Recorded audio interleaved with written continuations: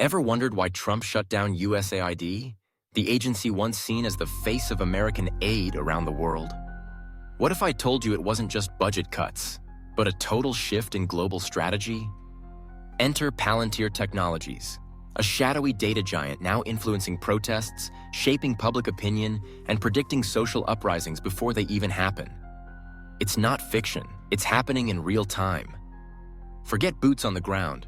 The new weapon is data, and the battlefield is your mind. This isn't about politics, it's about control. And you need to see what's behind the curtain.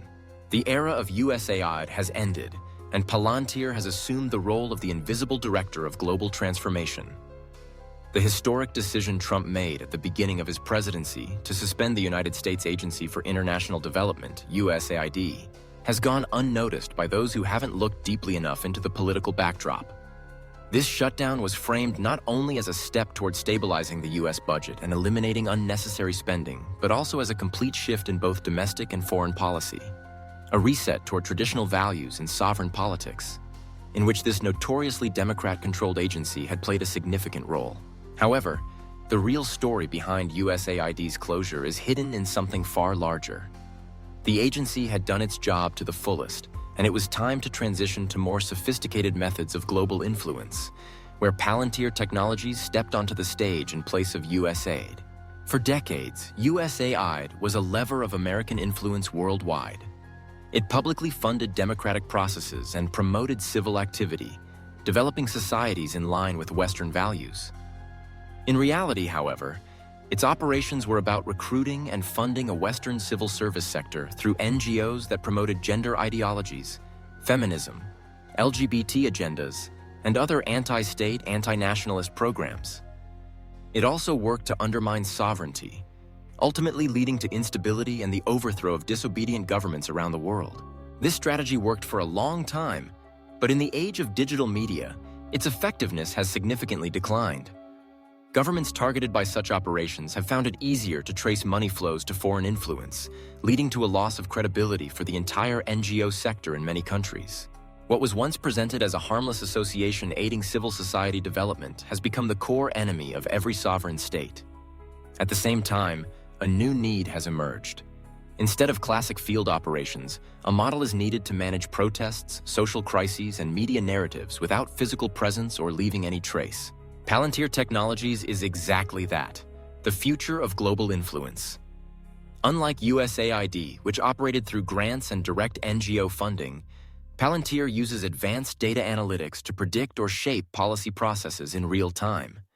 Its Gotham platform allows for the analysis of vast amounts of data gathered from various sources: social networks, banking transactions, internet searches, and even geolocation data.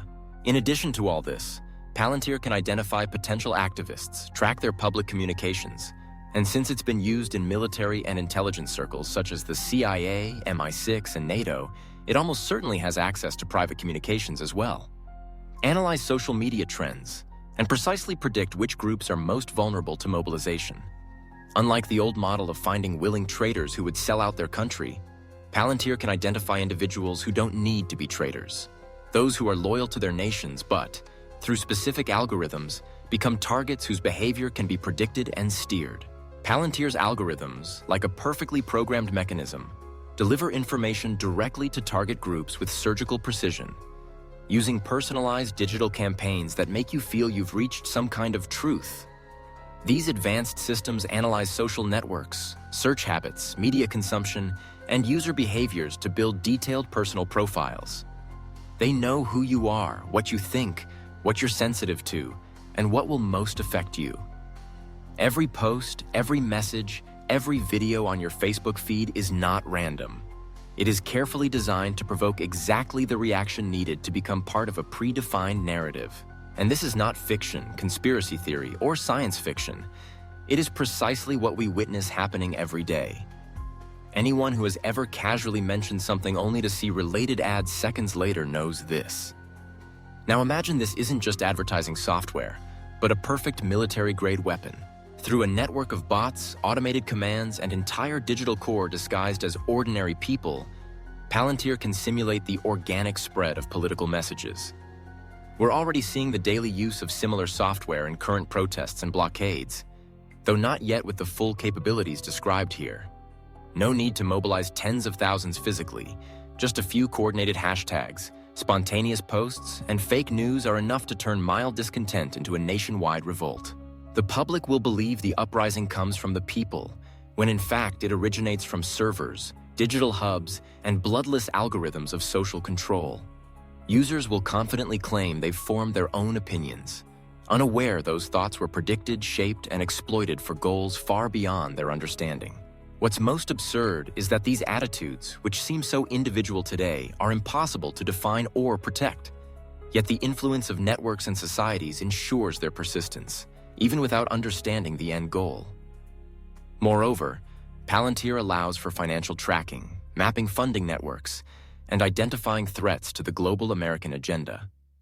Instead of money going directly to NGOs, financing can now flow via cryptocurrency, crowdfunding platforms, as seen with organizations in Serbia like Cranny Change or EcoGuard, or corporate donations. Of course, this still requires agents on the ground, but not within the old framework. What makes Palantir particularly dangerous is its real-time strategic adaptability. If algorithms show a protest isn't gaining traction, the system can switch strategies, targeting different demographics or adjusting messaging to provoke the desired response. Palantir has already been used by the largest U.S. intelligence and military structures.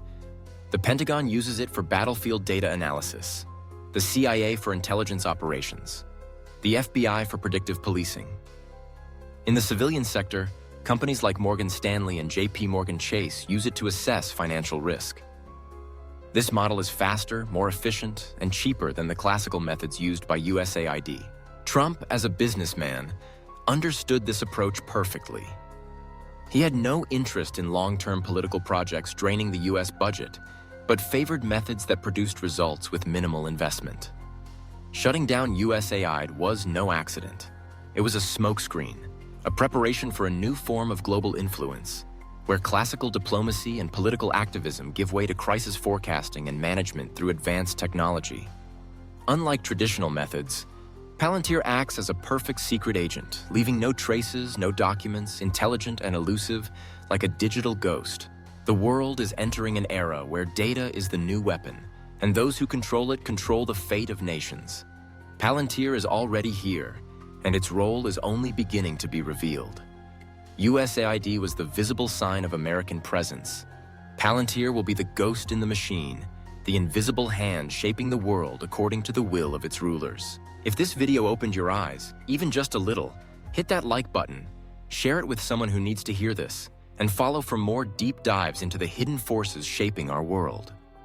The algorithm already knows what you think. The real question is, do you?